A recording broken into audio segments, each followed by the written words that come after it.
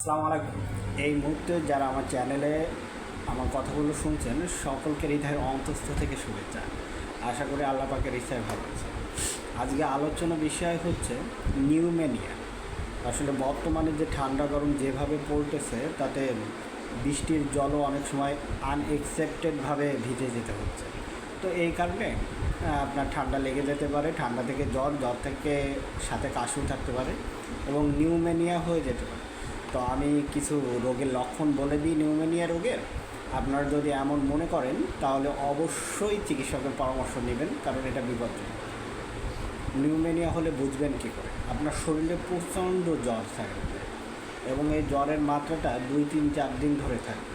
হঠাৎ করে জ্বরটা থেমে যাবে, কিন্তু কাশি এটা থেকে যাবে। জ্বরের সাথে যদি কাশি থাকে এবং সেই কাশির প্রাদুর্ভাব যদি অনেক বেশি থাকে এবং আপনার বুক ব্যথা হয়ে গেছে, অনেক সময় রক্ত উঠতে পারে কাশি থেকে, তো এটা ঘাবড়াবেন না। আপনার কাশতে কাশতে বুক ব্যথা হয়ে গেছে, কফ উঠতে পারতেছে না, জিহ্বা শুকিয়ে যাচ্ছে, ঘন ঘন প্রস্রাব যেখানে হওয়ার কথা সেটাও হচ্ছে না, খুব কম প্রস্রাব হচ্ছে। তো এই ছোট ছোট বিষয়গুলো যখন আপনি লক্ষ্য করবেন যে আপনার শরীরে এই জিনিসগুলো দেখা যাচ্ছে ঠান্ডা কাশি থেকে বা জ্বর থেকে, তখন আপনি দ্রুত চিকিৎসকের পরামর্শ নেবেন। এমন অনেক সময় হয়েছে যাদের নিউমোনিয়া আক্রান্ত, এক পাশে আক্রান্ত রয়েছে, সেই পাশে যদি একটু চেপে শোয়া হয় তাহলে একটু কষ্ট কম হয়।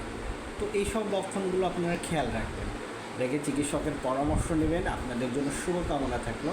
আবারও সবাইকে আসসালামু আলাইকুম।